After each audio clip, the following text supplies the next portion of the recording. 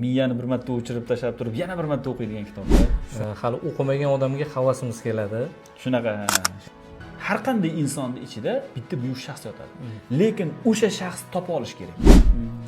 Eng yoqqan joyi Yusuf oz muddat bo'lsa ham baxtli yashadi, o'zi yoqtirgan, ya'ni kasb tufayli taqdirlanadi. Ya'ni hech qaysi ota-ona o'zi farzandiga yomonlikni ravo ko'rmaydi, lekin o'zi bilmagan holatda ko'p xato qilib qo'yadi. Fotimani bolasi degan kitob o'qidingizmi siz? Men yaqinda o'qidim, juda qattiq ta'sirlandim. Ko'p joyida yig'latdi to'g'risi meni. Keling shu kitob haqida biroz suhbatlashaylik. O'qidim. Haqiqatan ham juda ham ajoyib kitob. Juda ham ajoyib kitob. Men kitobga mualliflik, yozuvchilik tomonidan baho bera olmayman, chunki menda unaqa mahorat yo'q. O'zim yozuvchi emasman, lekin o'quvchi, kitob mutolaa qiluvchi inson sifatida shunaqa baho beramanki, kitobni ochgandan keyin kitobga mahliyo qilib qo'ydi kitob. Ya'ni kitobni ochganimdan keyin tugatmagunimcha o'rnimdan tura olmadim. Salkam 2 soat, 2,5 soatda kitob tugatdim. O'qib, keyin o'rnimdan turdim. Agar orada namozga turmaganimni hisoblamasak, namoz borligi uchun zaruratdan namozga chiqib keldim va yana kitob davom ettirdim. Shunaqa ajoyib yozgan, shunaqa inson o'qishni boshlagan inson shunday mahliyo bo'lib qoladi, ichiga kirib ketib qoladi. Shunaqa ajoyib yozgan. Endi faqat bu tomonlama emas. Kitobni har qanday kitob o'qigandan keyin undan nimadir manfaat olish kerak-da. Bu kitobdan olinadigan manfaatlar men o'zim o'quvchi o'laroq agar o'zim olgan narsalarimni aytadigan bo'lsam, birinchisi bolani tarbiyasida xatoga yo'l qo'ymaslik. Agar xatoga yo'l qo'yilsa, oxiri bolani falokati bilan tugaydi. Xatoga yo'l qo'ymaslik. Yana bitta narsa o'sha bolani tarbiyasiga taalluqli bu ham. Odamlar nima deydi degan narsa, ya'ni bolam bunaqa bo'lsa odamlar nima deydi degan narsa o'zini oxiri borib bu kibrga taalluqli-da. Odamda kibri sababidan, ya'ni o'zini ichidagi kibri sababli, g'ururi, mag'rurligi sababli odamlarning yuziga qarashdan hayo qilib, uyalgan holatda ko'pincha bolalarning tarbiyasida ota-ona xatoga yo'l qo'yib qo'yadi. Mana shu narsani juda ham chiroyli yoritib bergan. Yana bitta men olgan narsa bolani tarbiyasida, yosh bolani tarbiyasida faqat ota-ona emas, ustozlar ham katta rol o'ynaydi. Agar qanaqadir o'sha psixologik jihatdan, o'sha ichki dunyosi jihatdan, ruhiy jihatdan bir xilga bola ezilib qoladi. Ma'lum ota-ona sababli yoki sinfdoshlari, boshqalar sababli ezilib qoladi. Bor shunaqa bolalar. Har qanaqa inson hayotda ko'rgan shunaqa bolani. Ana o'shanaqa bolani dunyoga, hayotga qaytarib yuborishlik uchun ota-ona, faqat ota-ona emas, ustozlar ham katta rol o'ynaydi. Bunda o'sha jihatini ham chiroyli yoritib bergan. Yana undan tashqari har qanday bolani ichida bitta nima desa bo'ladi? Bitta buyuk shaxs yotadi. Har qanday insonning ichida bitta buyuk shaxs yotadi.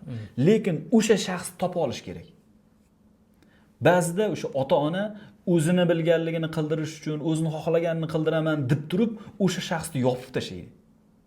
Xuddi o'sha jihatini shunaqa ajoyib yoritib bergan kitob. Misol uchun, siz o'zingizda esingizda qolgan jihati qaysi shu kitobda? Meni esimda qolgan joyi Yusuf o'zi rosa qiynaladi.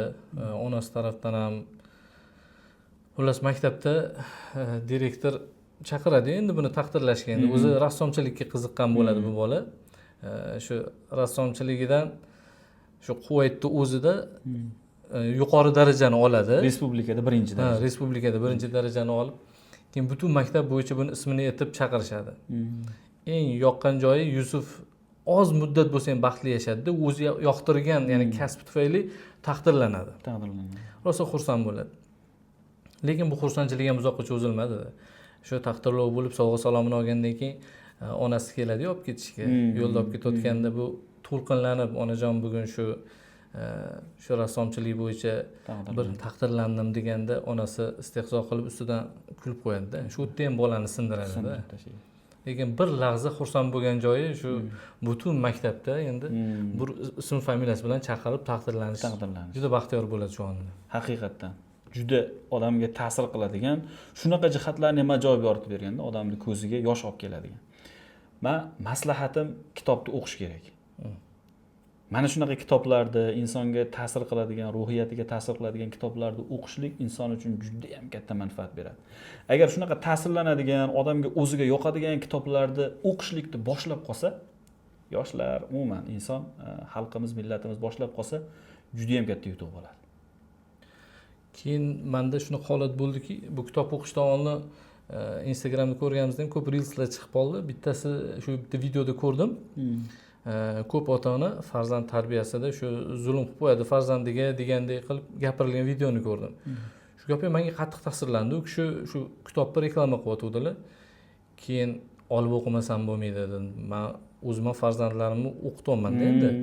Katta farzandim 6-sinf.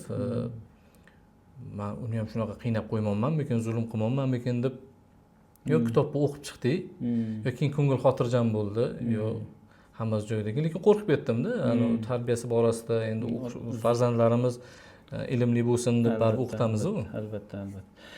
Lekin bu kitobda ya'ni hech qaysi ota-ona o'zi farzandiga yomonlikni ravo ko'rmaydi, lekin o'zi bilmagan holatda ko'p xato qilib qo'yadi.